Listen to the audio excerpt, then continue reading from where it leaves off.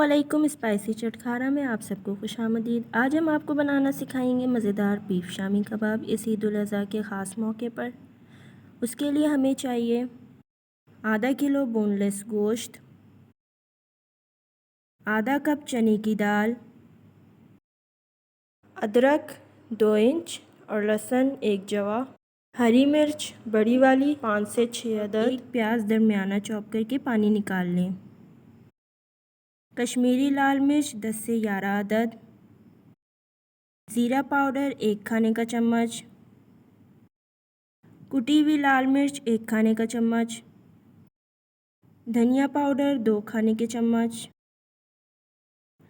काली मिर्च पाउडर 1 खाने का चम्मच, गरम मसाला पाउडर 1 खाने का चम्मच, तेज़पात अगर बड़े साइज़ के हों तो 1 और अगर छोटे हों तो 2, जायफल पाउडर 1/4 चाय का चम्मच, जावित्री पाउडर 1/4 चाय का चम्मच, नमक 1.5 खाने के चम्मच, अंडे 2 अदद, पानी 2 कप। अब कुकर में गोश्त, चने, 3 अदद लहसुन और 3 स्लाइस अदरक, कश्मीरी लाल मिर्च, तेज़पात,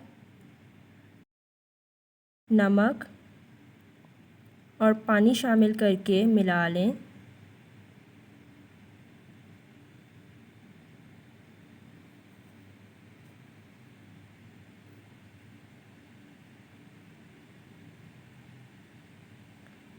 अब कुकर का ढक्कन लगा दें।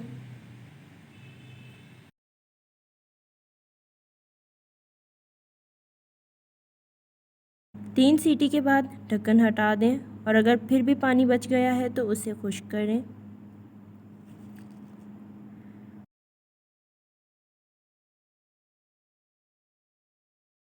पानी खुश्क हो जाने के बाद आमेज़ा कुछ ऐसा दिखेगा। अब इसे ठंडा होने के लिए रख दें।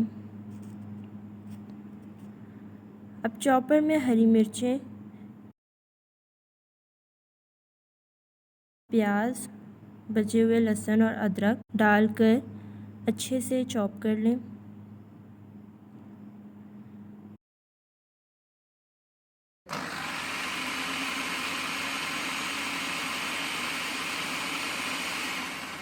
जब आमेज़ा ठंडा हो जाए तो उसमें से तेज़पात और बड़ी इलायची निकाल दें।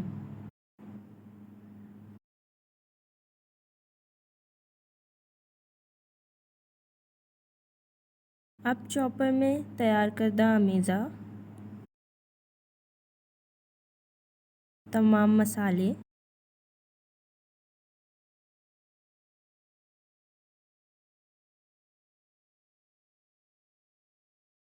और 1 अंडा शामिल करके अच्छे से चॉप कर लें।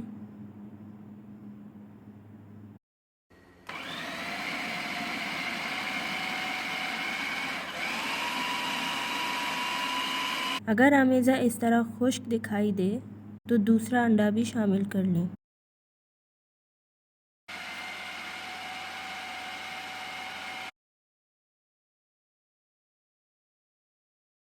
जब सारे अज्जा एक हो जाएं और ऐसा टेक्सचर आ जाए तो आमेज़ा शामी कबाब बनाने के लिए तैयार है।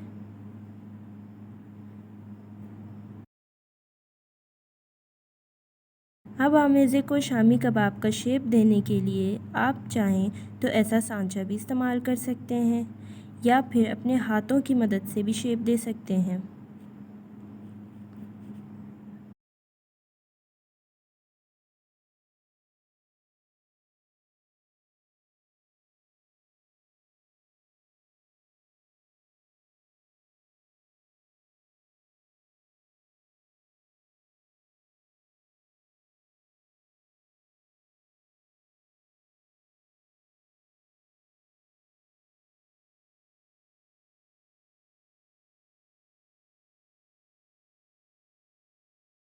अब तमाम आमेज़े को शामी कबाब का शेप देने के बाद तेल गरम करके मीडियम फ्लेम पे कबाब को डीप फ्राई कर लें या आप इसे फ्रीज़ करके स्टोर भी कर सकते हैं।